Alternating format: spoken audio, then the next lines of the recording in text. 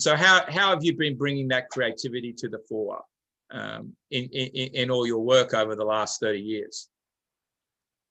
Well, I think the creativity also gets back to what we were talking about earlier, is that ability to think outside the box about how people are looking at their financial services and products and saying, okay, why are people still not any more financially literate today than they were 20 or 30 years ago when financial literacy became, a topic?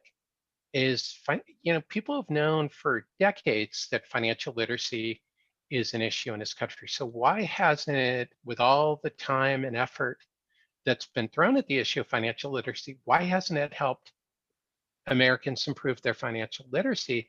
And so, my thought was like, okay, well, what's missing here? And that's a creative part where you have to think outside the box and say, okay, well, how can we do this differently? And that's where I came up with the concept of, and why I was so excited to meet you is that, there's a psychological component to this of why people are connecting with the financial products and services, is that they're not getting their wants addressed. They're not getting their goals addressed. And as you mentioned, you hit it up the nail on the head, is people don't know what they don't know.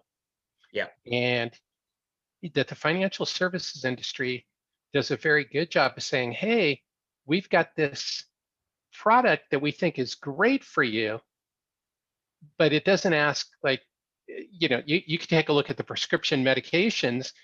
Doctors, if you really want to make your doctor smile, come in and say, hey, I saw a commercial for this medication on TV.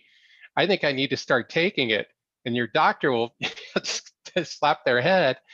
And it's the same thing, is because the doctor is diagnosing what the issue is and the best way to address it, while the advertisement is saying, this is a medication that you might need.